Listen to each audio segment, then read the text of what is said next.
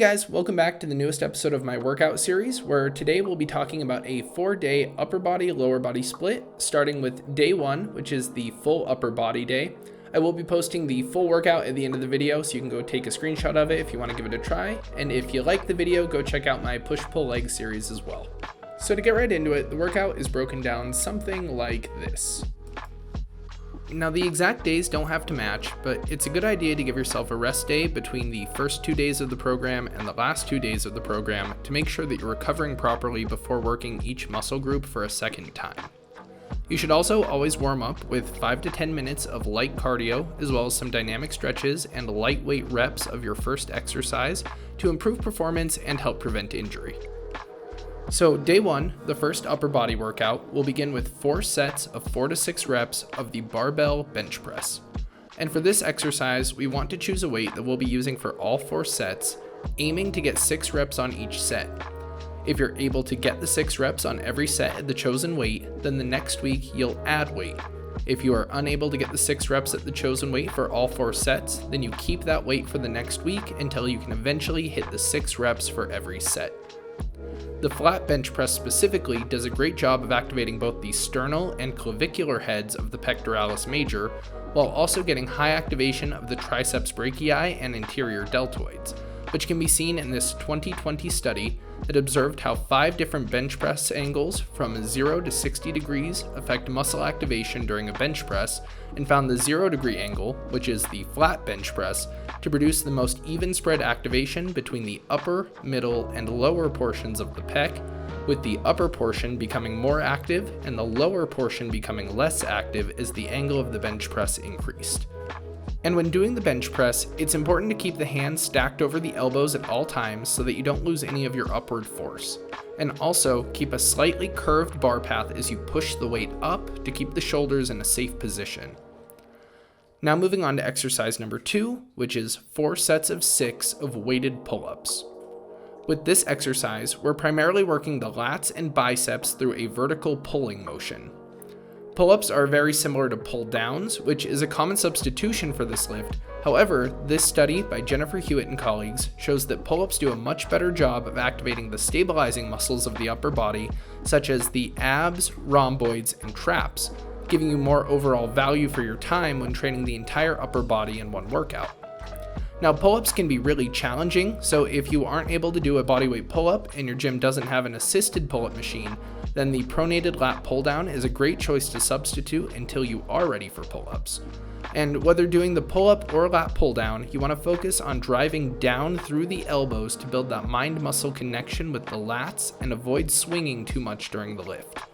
Next up, exercise number 3, we have 3 sets of 8 of the standing dumbbell overhead press. With this exercise, we'll be able to target the delts and triceps as the primary movers, with the upper back getting heavily involved as well. And when doing this lift, we want to focus on keeping our shoulder blades squeezed to open up the chest, keeping the hands directly over the elbows and driving up through the elbows to get the weight all the way up to the top before lowering the weight all the way back down in line with the top of the shoulders. As the weight gets close to being too heavy, people tend to stop using the full range of motion, so it's a good idea to use a mirror to make sure you're bringing the weight all the way down on each rep. Exercise number 4 is going to be 3 sets of 8 of a wide grip chest supported row. And the reason we're choosing a chest supported variation over something like the seated row or bent over row is to avoid the stress that those other exercises place on the lower back, since we'll be hitting that plenty over the course of the 4-day training split. But with the chest supported row, we can continue to target the lats, rear delts, biceps, and upper back. And to do this, we're going to perform the exercise with a wider grip, focusing on retracting the scapula during the initial part of the pull, and then driving the elbows back behind the body. This will help to maximize the activation of the upper back, lats, and rear delts, while the biceps play more of an assisting role in the movement. Exercises 5 and 6 are done on a cable machine, with 3 sets of 10 of overhead tricep extensions, followed by 3 sets of 10 of cable upright row. Overhead tricep extensions will obviously work the triceps, but specifically it will work the long head of the triceps that crosses the shoulder joint, since the flexed shoulder position that's held during the lift will stretch that head of the muscle, increasing activation. And just like all tricep exercises, the primary movement comes in the elbow extension with only small amounts of shoulder movement, and holding that upper arm in position will be better for that long head of the tricep that we're targeting.